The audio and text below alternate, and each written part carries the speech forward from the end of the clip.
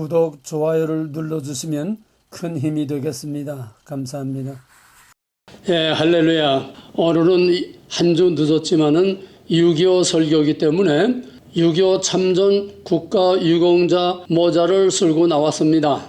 오늘도 하나님께서 말씀과 성령으로 우리 가운데 임재하셔서 듣는 귀와 깨닫는 영을 주시고 오늘의 한국의 현실을 통해서 또 오늘의 세계의 현실을 통해서 하나님의 음성을 들을 수 있기를 주님의 이름으로 축원합니다. 예, 오늘 하나님의 말씀은 요한복음 2장 19절 한 절입니다. 요한복음 2장 19절입니다. 이제 화면 보시면서 다 같이 한 목소리로 봉독하겠습니다. 예수께서 대답하여 가라사대 너희가 이 성전을 헐라 내가 사흘 동안에 일으키리라. 다시 한번. 예수께서 대답하여 가라사대 너희가 이 성전을 헐라 내가 사흘 동안에 일으키리라. 아멘. 이 짧은 한마디 안에 신구약 66권 전 성경이 다 들어있습니다. 성경이란 창조와 구속의 이야기입니다. 하나님께서 이 말씀을 통해서 또 그리스도의 십자가 사건을 통해서 창조와 구속의 원리를 여기다 압축해 놓았습니다. 이게 펼치면 신구약 66권이 되고 또 그것을 적용하면은 모든 시대 각각의 시대에 하나님의 통치와 하나님의 심판과 구원의 사건, 파괴와 건설의 사건을 우리가 볼 수가 있습니다. 구속사는 파괴와 건설의 연결고리입니다. 파괴와 건설이라고 하는 고리들이 이어져서 체인처럼 이어져서 구속사를 이루는 것입니다. 작은 한 단위의 심판과 구원, 작은 한 단위의 파괴와 건설, 이것이 에덴 동산에 하나님께서 최초의 하나님의 왕국의 모델을 에덴 동산에 만들었습니다. 건설입니다. 사탄이 들어와서 이거를 파괴했습니다. 건설, 파괴, 건설, 파괴, 이 악순환이 계속 전 역사 마지막에 사탄의 파괴를 완전히 끝장내고 여호와께서 사탄을 파괴하시고 사탄의 모든 권세를 파괴해서 영원한 불못에 던지고 영원한 하나님의 왕국을 이루심으로 완전한 파괴가 영원한 새하늘과 새 땅에 하나님의 왕국의 건설로 끝나는 것입니다. 그러므로 성경과 구속사는 건설, 파괴, 건설, 파괴, 건설, 파괴 계속 가다가 마지막에 완전한 사탄의 세력을 파괴하고 하나님의 왕국을 건설하는 것으로 끝납니다. 그러므로 성경은 건설, 파괴, 파괴, 건설로 끝나는 것입니다. 이걸 다른 말로 말하면 건설은 구원이죠.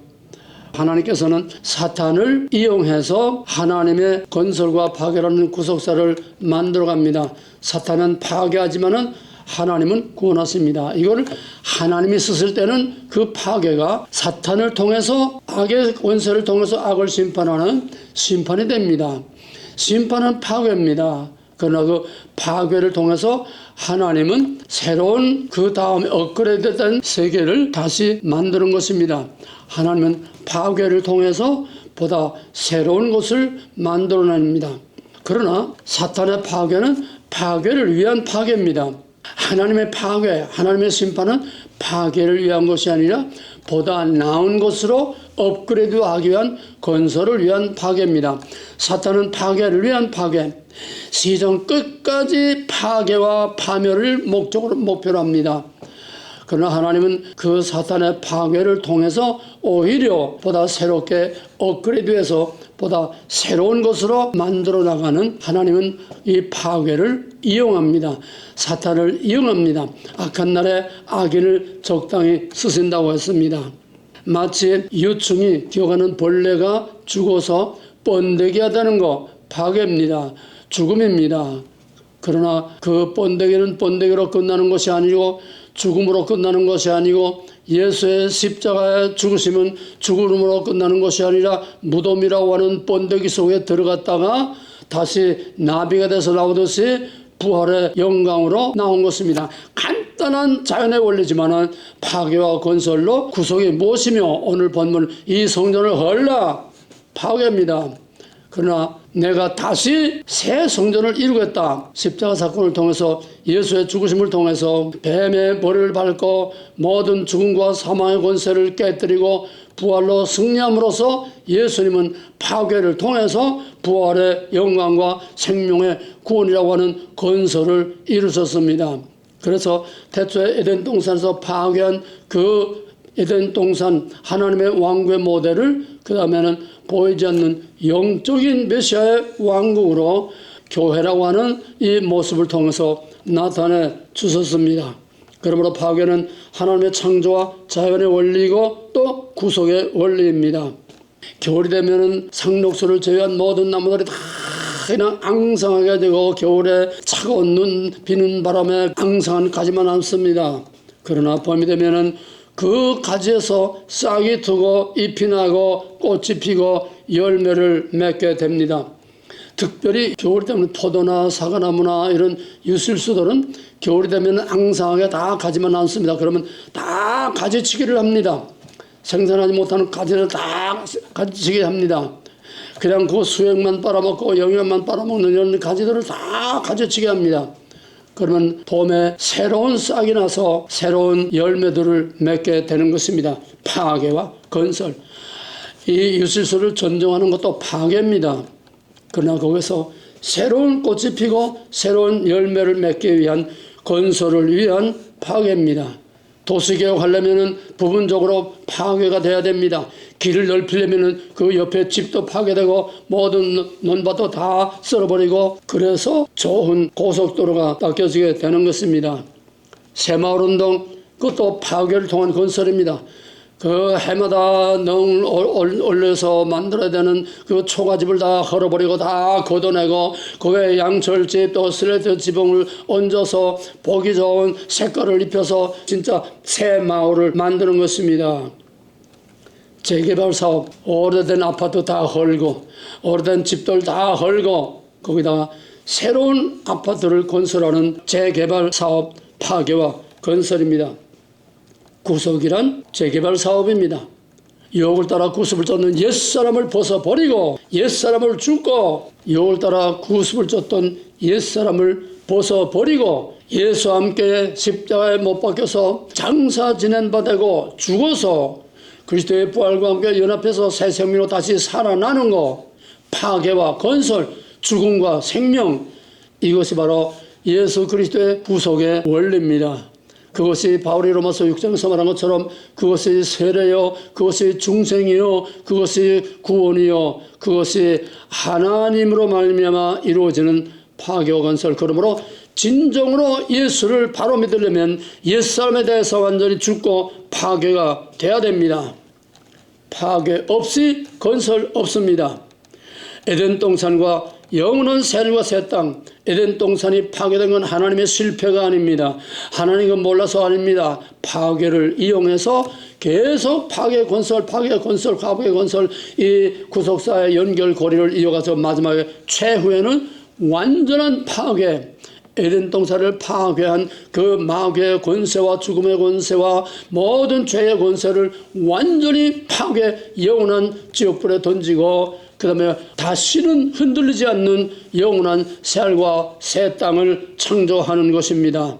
그래서 파괴 없는 구속 없고 예수의 죽음 없는 구원이 없습니다. 죽음 없는 부활 없고 죽음 없는 구원 없습니다. 이거 아주 심각한 얘기입니다. 우리가 예수와 함께 죽어 장사 지낸 바 되고 예수와 함께 옛사람이 죽고 옛 습관에 대해서 죽고 죄에 대해서 죽고 내 모든 교만과 모든 내 탐심에 대해서 죽고 새 사람으로 다시 태어나야 이게 진짜 구원인 것입니다. 이스라엘 백성들이 애굽에서 나올 때 홍해를 건너온 것은 그냥 단순한 육신의 구원 사건만이 아닙니다. 이걸 영적으로 보게 되면 홍해를 건너옴으로써 애굽의 죄와 마귀와 권세가 다스리는 그 애굽 죄의 세상과 하나님의 임재와 통치 가운데 하나님이 다스리시는 거룩한 하나님의 백성과 하나님의 왕국 경계선입니다. 구별입니다. 홍해를 건너 나왔다 오는 것은 두 번째로 애굽에 살던 옛사람이 죽고 이제 하나님과 언약 맺은 하나님의 백성으로서 새롭게 다시 태어나는 중생의 산 역사입니다. 애굽의 백성은 죽었습니다. 이제는 하나님의 백성입니다. 하나님의 백성으로 살아야 됩니다. 우리가 예수 믿는다는 것은 애굽의 백성, 세상에 대해서 죽고 하나님에 대해서 살아나는 겁니다. 죄와 불의에 대해서 죽고 하나님의 의에 대해서 살아나는 것이 이것이 파괴와 건설을 통한 진정한 구원이요 진정한 구속입니다. 이어령 씨가 갑자기 예수 믿고 세례를 받았습니다.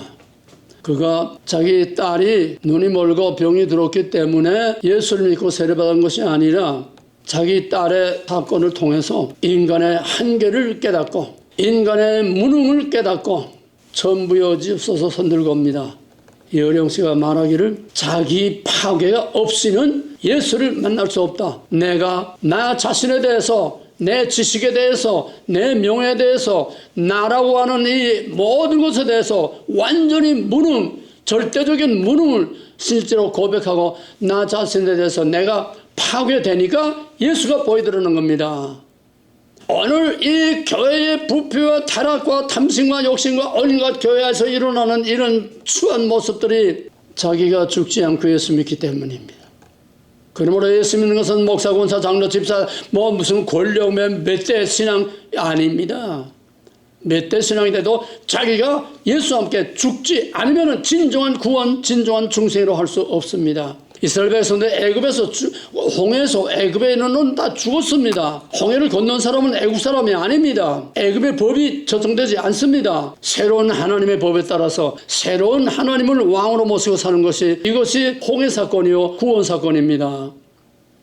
하나님이 자기 백성에 대해서 내리는 심판은 단순한 파괴가 아닙니다.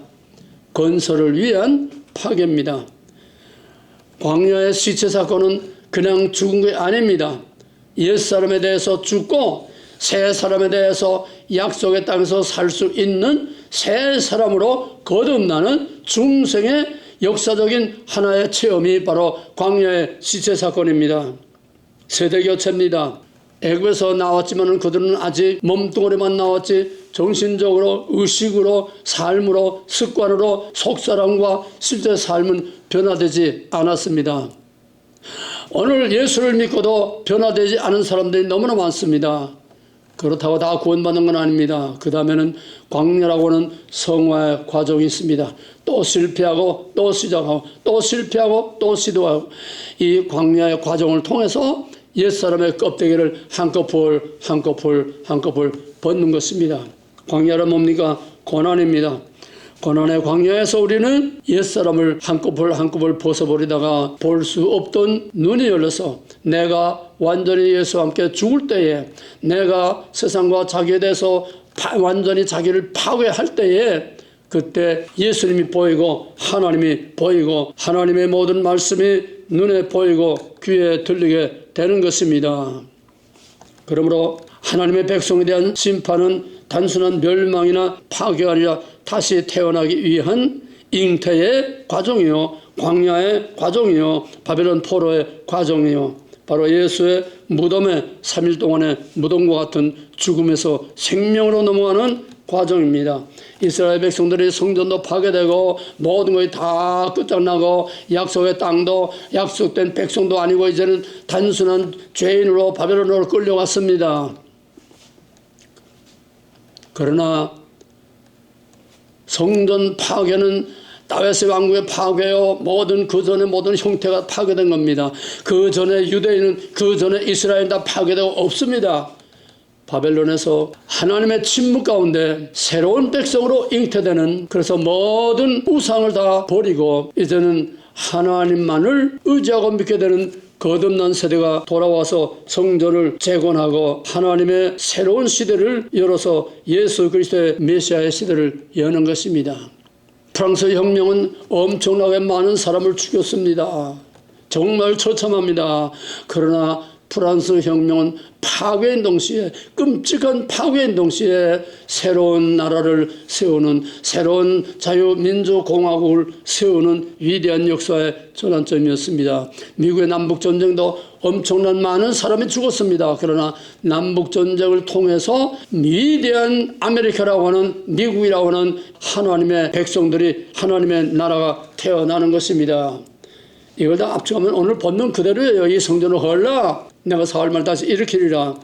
예수님의 십자가와 부활 사건, 오늘 본문 그대로입니다. 유교는 모든 것을 다 파괴했지만은 하나님은 유교의 파괴를 통해서 우리가 상상도 할 수 없는 엄청난 일을 행했습니다. 유교는 하나님의 계획, 파괴를 통한 위대한 건설을 위한 하나님의 계획이었습니다.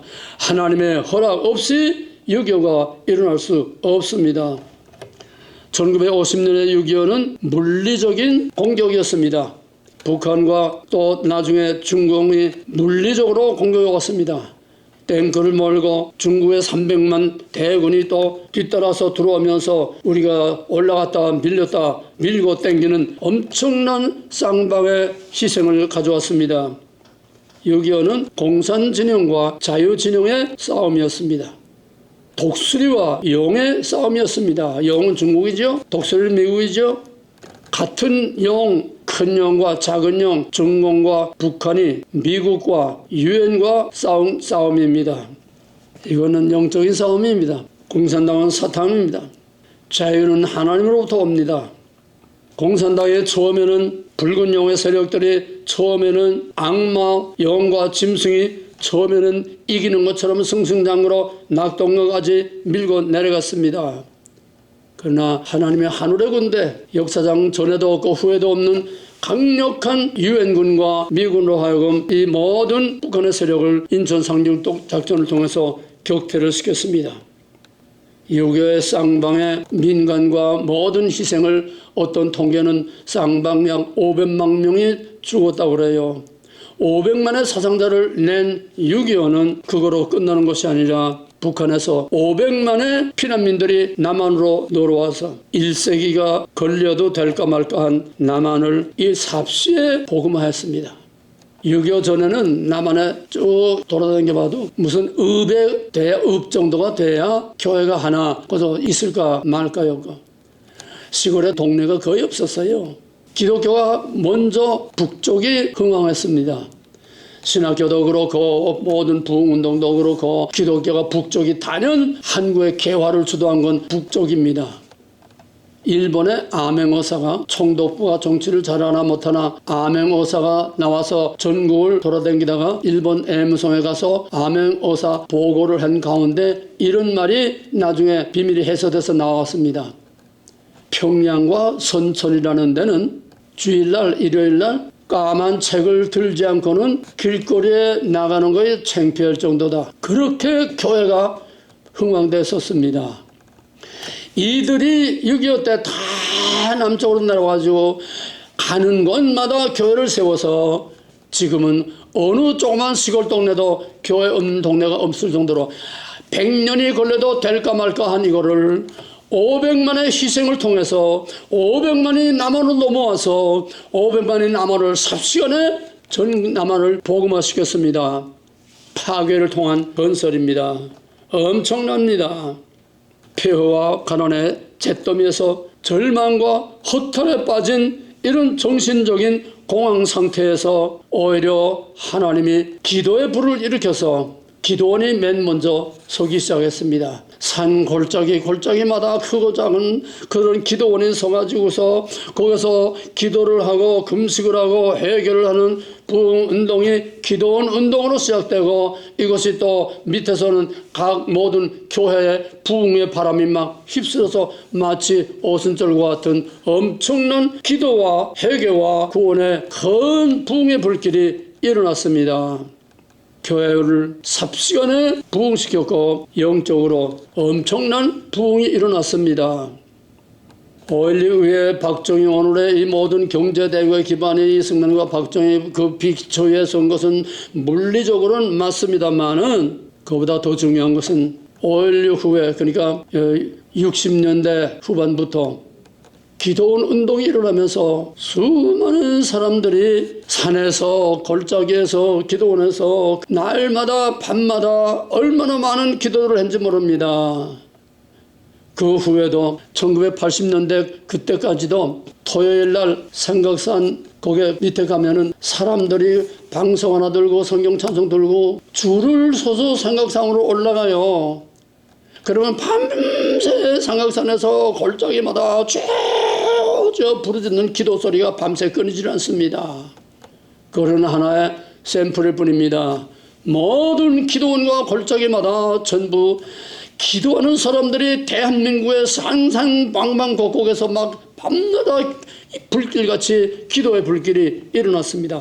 그 힘의 뒷받침이, 기도의 힘이 뒷받침이, 성령의 불의 뒷받침이, 이 부흥운동의 뒷받침이 바로 유럽이 300년 걸려도 할 수 없는 단 30년 만에 한강의 기적, 역사적으로 전무후무한 한강의 기적이 그냥 박정희로 이루어진 게 아닙니다. 새마을운동으로 이루어진 게 아닙니다. 그 뒤에 영적인 파워, 정신적인 파워, 하나님의 파워가 기도를 통해서 하나님의 파워가 여기서 밀어졌기 때문에 오늘날 엄청난 세계 경제 대국이 될 수 있었는 한국의 근세사는 기독교로부터 시작이 됩니다. 기독교 정신과 그 기독교의 헌법, 미국의 그 헌법을 가지고 기도로 개헌국회를 시작한 우리 대한민국은 기도로 시작한, 기도로 세운, 하나님이 세운 나라입니다. 하나님이 보호하사 우리나라 만세. 그러므로 영적인 이 싸움에서 우리는 하나님 편에 든든히 서서 하나님을 붙들고 하나님의 십자가의 깃발을 들고 하나님의 나팔을 불면서 하나님의 군대로 싸워야지, 자칫하면은 하나님의 이름을 부르면서도 마귀의 진영에서 하나님의 진영에 총질을 하는 놈들이 오늘날 교회에 너무나 많아요. 친북 정북 세력들, 어떻게 교회에 공산당이 거기에 들어갈 수 있습니까? 거룩한 곳에 가증한 것이 선거입니다. 우상을 섬기는 교회입니다. 하나님의 이름만 부르고 찬양만 하고 여론만 떤다고 하나님 믿는 건 아니에요. 영적으로 하나님과 바른 관계가 있어야 됩니다. 죄에 대해서 죽고 세상에 대해서 욕심에 대해서 죽고 오직 내가 산 것은 내 속에 그리스도께서 사신 것이라 하나님이 말씀과 성령으로 우리 가운데 함께 사는 하나님과 나와의 관계가 믿음입니다. 내가 죽지 않고 하나님과의 관계가 바로 설 수 없습니다. 그러나 유교는 모든 것을 잿더미로 만들었지만은 하나님은 그 잿더미에서 새마을운동과 경제부흥과 영적인 부흥운동과 나라를 재건하는 위대한 역사의 전환점을 이루어서 오늘의 세계 정상급에 버금가는 오늘의 위대한 대한민국을 만들어낸 것입니다. 이렇게 해서 대한민국의 한강의 기적으로 모든 세계에 주목을 받게 하심으로 이제 다음 세대를 하나님께서 준비한 것입니다. 6.25는 단순한 전쟁과 재난과 파괴가 아니라 파괴를 통해서 전혀 새로운 나라를 건설한 하나님의 구속의 원리, 하나님의 창조의 원리, 파괴를 통해서 위대한 보다 나은 영광스러운 시대를 창출해내는 파괴와 건설, 이것이 바로 오늘 한국의 최근세사를 통해서 전 세계에 누구도 부인할 수 없는 역사적 사실로 증거가 된 것입니다. 6.25는 장차 대한민국을 쓰시기 위해서, 아직은 아닙니다. 아직은 과정입니다.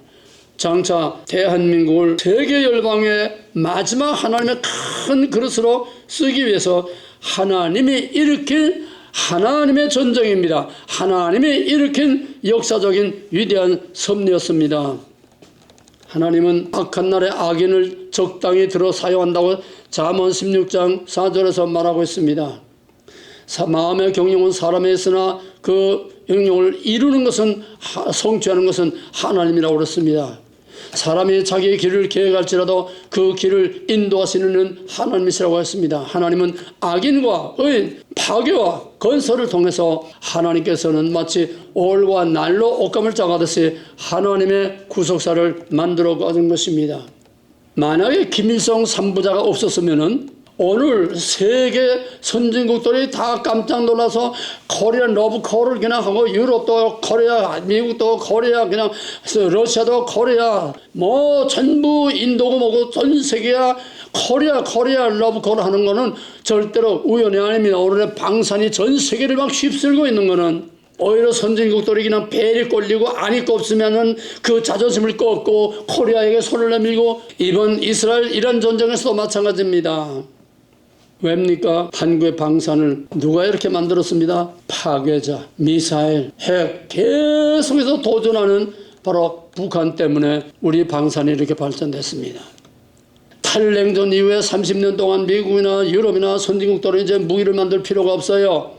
이젠 미국에서 유럽도 독일도 다 미국에서 다 지켜주고 한국도 미국에서 지켜주고 전 세계 우방 민주주의 나라들은 다 미군들이 다 지켜주니까 유럽에서는 모든 경제만 일으켰지 무기를 만드는 것을 다 모든 방산 산업이 다 폐쇄가 됐습니다. 이번 우크라이나 전쟁을 통해서 이제 유럽에서는 우크라이나 다음에 그다음에 유럽일 거다. 그다음에 유럽이 5년 후에는 유럽을 쳐들어올 거다. 이제는 무장을 해야 된다. 갑자기 무장이 하루 이틀이 되는 게 아닙니다. 다 폐쇄된 그 방산 공장, 무기 공장들을 다시 재건해서 세우기 위해서는 적어도 빨라도 5년, 10년 이상 걸려야 그 모든 자들을 다시 재건할 수 있고 또 그런 기술자들을 훈련시켜 만들어낼 수 있습니다. 중국은 지금 군함을 그냥 붕어빵 찍어내지 막 찍어내는데 이제는 숫자적으로는 중국이 미국보다 군함수가 앞서요. 미국에 지금 다급했습니다. 이제 하루아침에 갑자기 항공모함, 구축함 하루아침에 갑자기 최첨단 그 군함을 만들 수 없어요. 이걸 만들 수 있는 나라는 유일하게 질적으로 기술적으로 또 그 시간으로 이거를 만들어낼 수 있는 나라는 전 세계 한국밖에 없습니다. 일본도 안 됩니다. 그렇다고 중국도 안 됩니다. 중국은 기술적으로 안 되고 이제는 미국도 유럽도 러시아도 인도도 코리아 없이는 살 수 없습니다. 이 방산을 어떻게 이렇게 코리아만 이렇게 올라갑니까? 다른 나라들은 다 이제 전쟁 안 한다, 전쟁이 없다고 편안하게 배 두드리고 있을 때 우리는 북한의 계속적인 도발 때문에 북한의 핵이라는 것 때문에 우리는 핵을 만들 수 없으니까 핵에 버금가는 무기를 자꾸 계속해서 쉬지 않고 연구하고 개발하고 자꾸 만들어내니까 전 세계가 깜짝 놀랄 엄청난 첨단 무기들 선진국도 꿈도 못 깨는 첨단 기술을 가지고서 지금 계속 최선두를 달리고 있습니다. 뭡니까?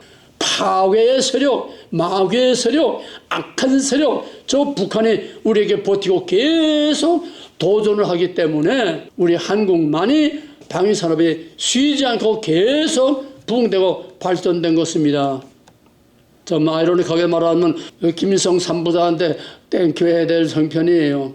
왜? 하나님이 악인을 적당히 들여 쓰셨습니다. 오늘은 어떻습니까?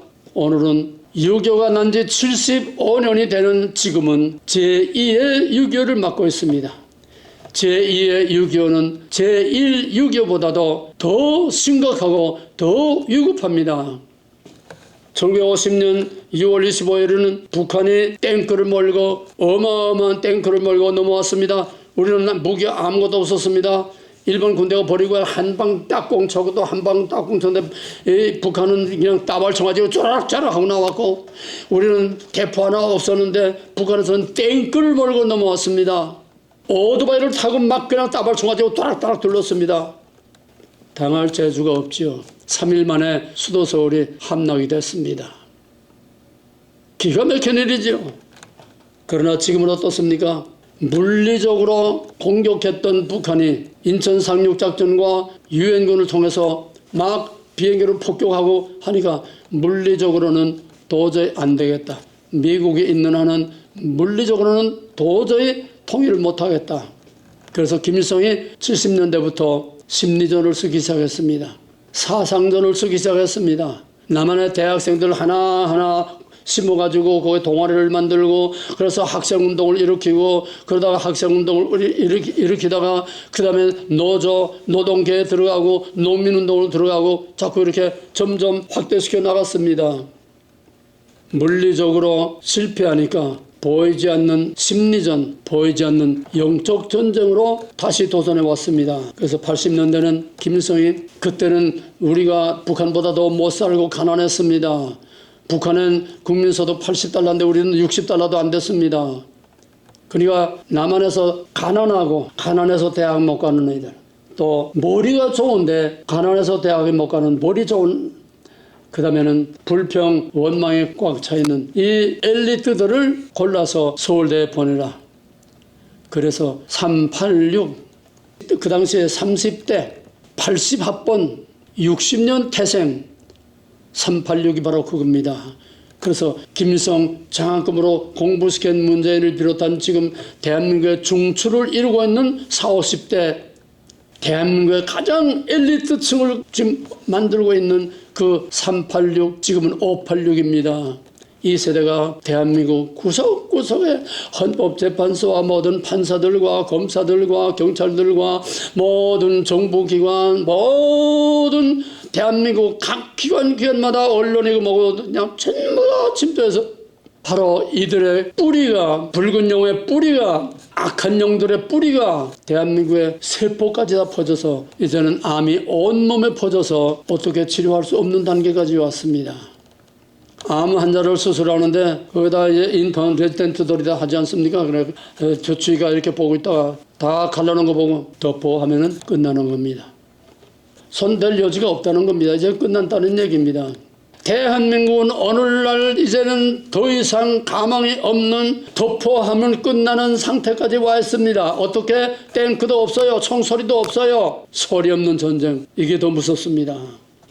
그래서 지금은 유형, 무형의 수단과 방법을 가리지 않는 이런 하이브리드 전쟁, 중국말로는 초한정이라고 하면 한계가 없는, 구별이 없는 전쟁이라는 거예요. 수단과 방법이 따로 없는 모든 수단과 방법, 유형, 무형의 모든 수단과 방법을 다 총동원해서 남한을 다 집어먹고 세계를 다 집어먹으라. 중국은 무한전을 선포해서 지금 물리적으로 쳐들어온 6.25 때는 피하 전선이 있었습니다.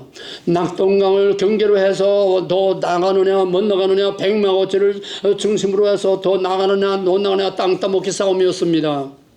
그러나 초한전, 한계가 없는 무형의 소리 없는 이 전쟁, 심리전, 영적인 전쟁은 피하에 구별이 없습니다. 누가 누군지 모릅니다. 모든 곳에 다 숨어있고 잠적해 있습니다. 그래서 조직과 질서와 체제를, 그 다음에 사람의 양심과 정신과 법과 가치관과 가정과 모든 기준을 다 파괴하고 완전히 뒤죽박죽 혼합세계를 만들었습니다.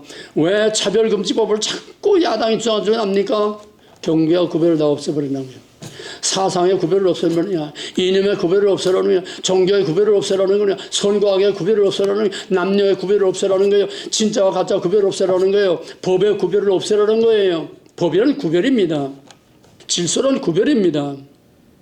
그래서 오늘날은 소리 없는 전쟁, 심리전, 한 발 더 나가면 악한 마귀의 영적인 도전으로 해서 이제는 대한민국의 영적인 기둥이 되어야 되는 교회와 목사와 하나님의 거룩한 백성들까지 다 사탄의 영이 들어가서 그들을 다 지배해서 이제는 정신과 민족의 전통과 모든 아름다운 모든 규범과 습관과 이건 다 깨뜨려버리고 이제는 완전히 우리의 정신과 우리의 가치관과 우리의 영혼을 다 파괴했습니다. 유형보다도 무형의 공격이 더 무서운 것입니다. 그러므로 지금 제2의 6.25는 보이지 않는 영과 중국이죠. 북한은 작은 영새끼. 이들 짐승의 영이 소리 없이 모든 사람들을 다 침투해서 오늘 사탄은 붉은 악마의 영이 사람들의 영에다 들어가서 영혼을 다 뒤집어 버렸어요. 그래서 지금 다 악령의 좀비가 되었습니다. 지금은 악한 영들과의 영적인 전쟁입니다. 이제는 물리적으로 어떤 아스팔트에서 떠들고 한다고 되는 게 아닙니다. 이제는 유튜브의 가짜뉴스나 광화문이나 아스팔이라고 하는 이 형태 가지고 이 시대를 우리가 대항하고 이 시대를 극복하고 이길 수 없습니다. 왜? 저쪽에는 무형의 무기, 저쪽에는 무형의 무기, 이쪽에서는 무기가 없어요. 무형, 유형 간에 이쪽에는 무기가 없어요. 왜? 교회도 다 영적인 무기도 다 지금 무장해제 되어 있기 때문에 전부 다 사탄에게 뺏기 들어오기 때문에 교회와 가정까지 들어가서 다 가정도 파괴하고 교회도 파괴하고 모든 하나님의 권세와 영적인 것을 다 완전히 파괴했기 때문에 대한민국은 살아날 가망이 없습니다. 이스라엘과 유다의 역사에서 선지자들이 일어난 것은 가장 암담한 시대에 선지자들이 일어났습니다. 엘리야가 일어난 것은 바로 그때 아합으로 말미암아 아합과 이세벨로 온 이스라엘이 몽땅 바알과 아세라 심란을 섬기고 하나님은 절대로 옆에 얼씬도 못하게 완전히 부패하고 타락해서 사탄의 왕국이 되고 말았습니다. 그 영적인 위기 상황에서 엘리야가 일어나서 이스라엘아 들으라, 여호와가 하나님은 여호와를 섬기고 바알이 하나님은 바알을 섬기라. 너희는 다 하나님과 바알을 다 뒤섞여버려서 혼합. 이게 제일 무서운 겁니다. 이게 차별금지법입니다. 그러므로 이제는 다시 빛과 어둠, 선과 악, 진짜와 가짜, 사탄과 하나님의 진영을 다시 구별하라. 그래서 갈멜산에서 피투소리가 될 만한 그런 영적인 싸움을 싸웠습니다. 소리 없는 기도의 제단을 쌓아야 됩니다. 엘리야처럼 무너진 기도의 제단을 다시 쌓아야 됩니다. 이제는 아스팔트나 광화문이나 어떤 유튜브 막 빵빵빵빵 튕기는 거 이게 아니에요. 여기 취하면 안 돼요. 이제는 여기 속으면 안 돼요. 이제는 이거 가지고 안 됩니다. 광화문에 1000만 명이 모여도 서울 시내를 몽땅 꽉 뒤덮어도 저놈들은 눈 하나 깜짝하지 않습니다. 왜? 그건 무기가 없어요. 영적인 파워가 없어요. 회개가 없어요. 하나님의 임재가 없어요. 개야 짖어라. 너희가 한번 또 들어봐라. 우리가 눈 하나 깜짝할 줄 아느냐? 이놈들이 어떤 놈인데 뭐 광화문에 뭐 몇백 명 모인다고 뭐 눈 하나 깜짝할 줄 압니까? 어림도 없어요. 지금 그런 원수 시대가 아니에요. 지금의 대한민국은 그런 원수 시대가 아니에요. 지금의 대한민국은 세계를 압축해 놓은 최고의 영적인 싸움입니다. 이걸 목사들이 알아야 돼요. 이게 국민들이 알아야 돼요. 보수의 본질이 뭔지를 알아야 돼요. 자유는 하나님에게서 나옵니다. 자유는 종교개혁에서 나왔습니다. 자유는 예수 그리스도 십자가에서 나왔습니다. 하나님 없는 자유, 거짓말입니다. 예수와 함께 죽지 않은 자유와 평화, 거짓말이요, 가짜입니다. 그래서 히스기야 때처럼 아수르의 사내립이 18만 5천 군대를 거느리고 예루살렘을 에워싸고 이스라엘의 하나님을 조롱하고 히스기야를 조롱하고 그 백성들을 조롱하고 하나님을 조롱하면서 이스라엘의 항복을 강요했습니다. 히스기야가 항복 통지문서를 가지고서 성전에 나가서 꺼놓고 온 중신들 다 배옷을 입게 하고 그러고 그들을 이사야에게 보내서 당신은 여호와 하나님께 기도하시오. 그러고서 성전에 나가서 엎드려 기도할 때에 하나님께서 그날 밤에 하늘의 군대 유엔군 하늘의 군대 미가엘의 군대를 보내서 하룻밤 사이에 모든 18만 5천 군대를 다 싹 죽여버리고 사내립 왕만 간순히 걸음을 날 살려라 도망가서 신전에 들어가다가 자기 아들에게 칼 맞아 죽었습니다. 이스라엘 군대가 싸웠습니까? 싸우려고 해도 해산할 여인이 해산할 때가 찼는데 해산할 힘이 없도다. 오늘 대한민국이 바로 이겁니다. 이렇게도 안 되고 저렇게도 할 수 없어요. 부정선거 또 들어봤는데 소용없어요. 뭐 미국에서 뭐 큰 것이 온다? 트럼프의 큰 것이 온다? 어림없어요. 트럼프가 지금 그거보다도 엄청나게 큰 중요한 우선순위가 앞서 있는 이런 세계 정책들이 얼마나 급한 게 많은데 한국에 그 부정선거 가지고 뭐 한국의 정권 하나 뒤집었다고 뭐 트럼프가 눈 하나 깜짝할 줄 압니까? 필요할 때는 하나님이 움직이시면은 트럼프가 아니라도 하나님의 초자연적인 어떤 특별한 역사 개입으로 얼마든지 때가 되면은 하나님이 원하면 뒤엎을 수 있습니다. 그러나 여러분 보수 우리 우파의 유튜브들에 속지 마세요. 뭐 껄핏하면 큰 거 뭐 트럼프가 뭐 무슨 부정선거 뭐 어떻게 했다. 미국의 타임스퀘어에서 뭐 무슨 뭐 광고를 했다. 지금은 영적인 싸움이에요. 하나님이 영들을 움직여야 돼요. 트럼프가 어떻게 할래도 속수무책이에요. 왜? 한국 사람들이 떼놈이 좋다고 한국 사람들이 북한이 좋다고 한국 사람들이 공산당이 좋다는데 대가리 하나 바꾼다고 될 줄 압니까? 이재명이 하나 뭐 바꾼다고 될 줄 압니까? 이제는 세포까지 구석구석에 다 들어박힌 이 붉은 악마의 바이러스가 대한민국이라고 하는 생명체를 완전히 코로나 때처럼 완전히 다 이제 죽음 직전까지 몰고 왔는데 안 돼요. 그래서 아무리 요란하게 찬양을 부르고 기도하고 주여 주여 외치고 떨어져도 엘리야의 제단에 내린 하나님의 불, 성령의 불, 하나님의 파워의 그 불이 내리지 않고는 성령의 임재가 없이는 울리는 꽹과리요 푸닥거려 지나지 않습니다. 성령 없이 아무 일도 일어나지 않습니다. 트럼프도 하나님이 쓰실 때 되는 거지 트럼프 자신이 할 수 없습니다. 영은 영으로라야 이깁니다.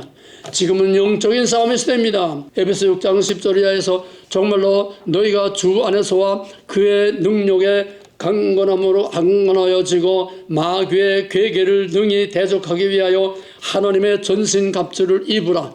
우리의 씨름은 혈과 육에 관한 것이 아니요 정사와 권세와 어두움의 세상, 어두움의 주관자들과 하늘에 있는 악의 영들에게 대함이라. 그러므로 하나님의 전신갑주를 취하라. 이는 악한 날에 너희가 능히 대적하고 모든 일을 행한 후에 이긴 후에 하나님의 시상대 앞에 서기 위함이라. 그런즉 서서 진리로 너희 허리띠를 띠고 의의 흉배를 붙이고 평안의 복음에 예비한 것으로 신을 신고 모든 것 위에 믿음의 방패를 가지고 이로써 능히 악한 자의 모든 화전을 소멸하고 구원의 투구와 성령의 검 곧 하나님의 말씀을 가지라. 모든 기도와 간구로 하되 무시로 성령 안에서 기도하고 이를 위하여 깨어 구하기를 힘쓰며 여러 성도들을 위해서 기도하라. 또 디모데후서 2장 1절에서는 그러므로 내가 첫째로 권하노니 모든 사람을 위하여 간구와 기도와 도구와 감사를 하되 임금들과 높은 지위에 있는 모든 사람들을 위하여 하라. 이는 우리가 모든 경건과 단정한 중에 고요하고 평안한 생활을 하려 함이라. 시편 120편 6절에서는 예루살렘을 위하여 평안을 구하라. 예루살렘을 사랑하는 자는 형통하리로다. 예루살렘은 하나님 사랑하는 겁니다. 하나님이 임재하신 것입니다. 하나님을 사랑하는 자는 형통한다고 그랬습니다. 마지막 누가복음 23장 28절에서 예루살렘의 딸들아 나를 위하여 울지 말고 너희와 너희 자녀를 위하여 울라. 오늘 이렇게 우리나라에 딱 그냥 맞는 말씀이 어디 또 있을 거예요. 너무너무 지금 악한 영들과의 싸움에서 지금 우리가 태극기나 흔든다고 되는 게 아닙니다. 형태가 아니라 이제는 영입니다. 정신입니다. 투지입니다. 우리의 양심입니다. 법입니다. 하나님입니다. 보이는 무기보다 보이지 않는 비대칭 무기가 더 무서운 겁니다. 이재명이 아무리 거짓말을 하고 쇼를 하고 가면을 쓰고 아무리 쎄쎄쎄 하고 돌아가도 본성은 사탄이기 때문에 사탄의 영역에 완전히 사로잡힌 사탄의 도구이기 때문에 그는 몽땅 다 거짓말이요 사기술이요 궁극적으로는 인간과 나라를 파괴할 뿐입니다. 그럼에도 불구하고 하나님은 악한 날에 악인을 적당히 들어 쓰십니다. 김일성 3부자를 들어 쓰십니다. 못했던 거 저 시진핑도 하나님이 악한 날에 필요할 만큼 하나님이 들어 쓰십니다. 그런데 이것이 이제 악한 세력들이 다 무너질 때가 임박했습니다. 김정은과 북한도 오늘 내일 합니다. 시진핑도 오늘 내일 합니다. 중국도 북한도 지금 오늘 내일 다 흔들리고 중국이 산산조각으로 깨질 날이 지금 눈앞에까지 와 있습니다. 세계 모든 악한 권세들이 다 지금 무너지고 있습니다. 글로벌리즘, 프리메이슨, 일루미나티, 딥세령, 다보스 포럼 이 모든 세계 인류를 다 죽이고 오억만 남겨야 된다고 하는 이 모든 악한 딥스테이트 세력들 미국이나 유럽이나 이거 다 지금 흔들흔들 다 무너지고 있습니다. 러시아의 우크라이나 침공은 단순한 땅 따먹기 침공이 아닙니다. 하나님이 푸틴을 쓰시는 겁니다. 이란을 이번에 때려부신 것은 이스라엘 편에서 이란과 전쟁한 게 아닙니다. 이 마지막 때에 종말론적인 하나님의 상징적인 의미가 큽니다. 직접적으로도 이란 때린 거는 중국 때린 거예요. 이란 때린 거는 북한을 때린 거예요. 이란 때린 거는 이재명을 때린 겁니다. 상징적인 의미가 눈에 보이는 물리적인 의미보다 몇 배 더 큽니다. 마지막 하나님의 심판에 대한 경고입니다. 트럼프가 큰 것을 가지고 올 거다. 뉴욕의 타임스퀘어에서 부정선거 동영상을 30분 올리고 국제 선거 감시단이 전 세계 전 모든 언론들에게 부정선거에 대한 실체를 다 밝히고 그 근본 뿌리는 중국의 제2인자 실질적인 중국의 모든 것을 다스리는 제2인자 그놈이 부정선거 한국만 아니라 전 세계 미국 모든 부정선거를 그놈이 다 조종을 했다는 결과를 이제 공개적으로 신문에다 발표를 했습니다. 이제는 마귀의 정체가 다 드러났습니다. 마귀의 정치가 다 드러났으니까 이제는 끝날 때가 됐습니다. 뭐 트럼프가 뭐 부정선거가 뭐 어쩌다는 우리나라의 귀태의 조그만 이런 문제로 끝나는 게 아닙니다. 하나님이 원하시면 우리가 알지 못하는 하늘이 무너지는 엄청난 초자연적인 사건이 일어날 수 있습니다. 북한이 하루아침에 무너지고 총 한 방 안 쏘고 남북 통일을 될 수도 있습니다. 중국과 전쟁을 하지 않고도 중국을 산산조각으로 16개국으로 다 산산조각으로 쪼개질 수 있습니다. 하나님 보시기에는 파리똥만도 못한 것들이 지금 악한 모든 권세로 지금 날뛰고 있습니다. 그러므로 근본적으로 이재명이 아니라 트럼프가 아니라 시진핑이나 김정은이가 아니라 근본적으로 대한민국 국민의 마음과 생각과 영적인 변화가 없이는, 정신적인 변화가 없이는 국민이 바로 깨어나지 못하고는 대한민국의 희망이 없고 이 난국을 타개할 수 없고 새로운 위대한 대한민국을 만들어낼 수 없습니다. 그렇게 되면 어떻게 됩니까? 이재명의 시간이 길어집니다. 고난의 때가 길어집니다. 여러분, 트럼프가 이재명을 어떻게 뒤엎으려고 그렇게 생각하지 마세요. 그렇게 쉽게 되는 게 아닙니다. 잘못 건드리면은 한국이 몽땅 반미 친중으로 확 돌아서게 되면 미국은 끝나는 거예요. 미중 전쟁도 끝납니다. 세계 모든 전략이 다 무너집니다. 엄청난 큰 그림이 다 깨지고 무너집니다. 대한민국은 선악간에 동성간에 함부로 건드릴 수 없는 그런 나라입니다. 함부로 건드렸다가 중국에 딱 붙으면은 미국의 치명적입니다. 미국의 모든 무기의 비밀, 전략적인 비밀, 미국의 모든 비밀들이 중국으로 다 넘어가면 한국이라는 존재는 세계의 눈이요, 세계의 핵이요, 세계의 핵심입니다. 그렇게 쉽사리 이재명 하나 뭐 걷어찬다고 되는 게 아닙니다. 어쩌면은 문재인 때처럼 트럼프 일기 때 문재인이 아니었습니까? 일기 때처럼 아니 꺼워도 더러워도 김정은이를 끌어안듯이 김정은이가 몇 예뻐서 끌어안았습니까?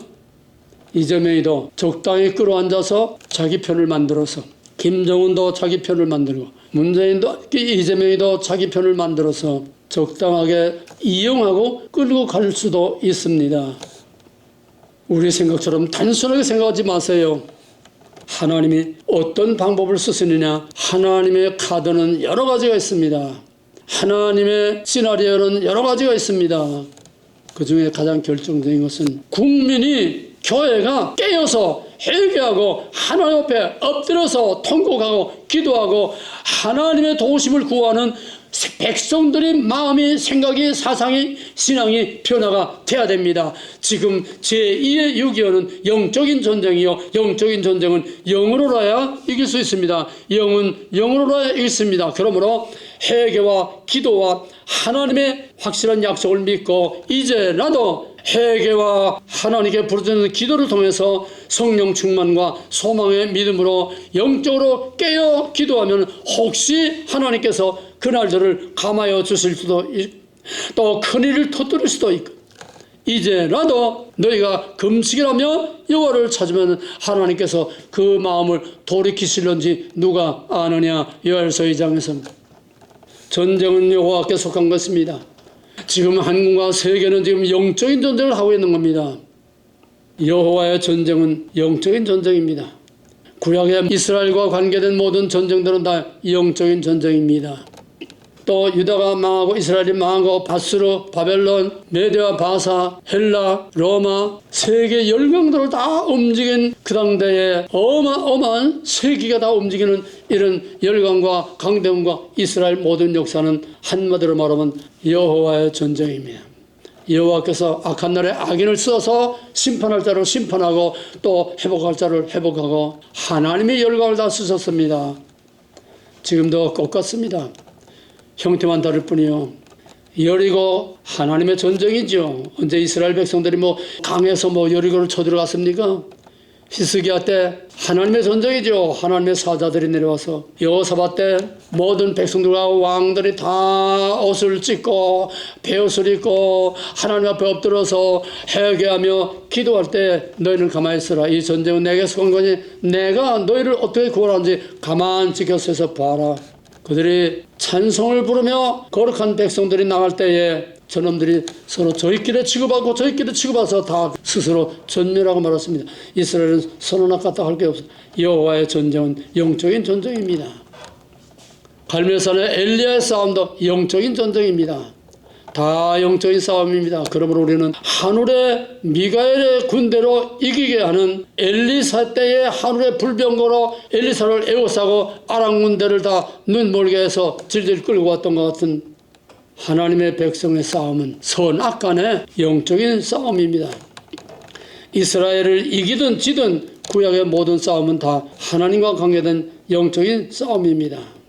6.25 이후에 60년대, 70년대 금식과 회개와 기도운동과 전국의 부흥운동과 한국교회와 경제를 부흥시켜 일으킨 것은 바로 하나님의 영적인 통치 때문에 일어난 겁니다.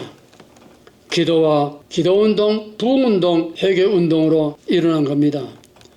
오늘 제2의 6.25는 영적 싸움에서도 오순절 예루살렘에서 일어났던 성령의 폭발이 갈멜산에 하늘에 불이 떨어지듯이 바알 제사장들을 다 진멸하는 하나님의 불이 오늘 한국 땅에 떨어지고 모든 붉은 악마와 모든 악령들을 다 박살내고 그래서 하나님이 이 전쟁을 이기게 하시는 영적인 싸움에 다 동참하여 하나님의 이름을 부르는 교회와 성도들과 우리 국민들의 정신 영적인 개혁이 이루어지기를 위해서 우리는 힘써 기도해야 할 것입니다.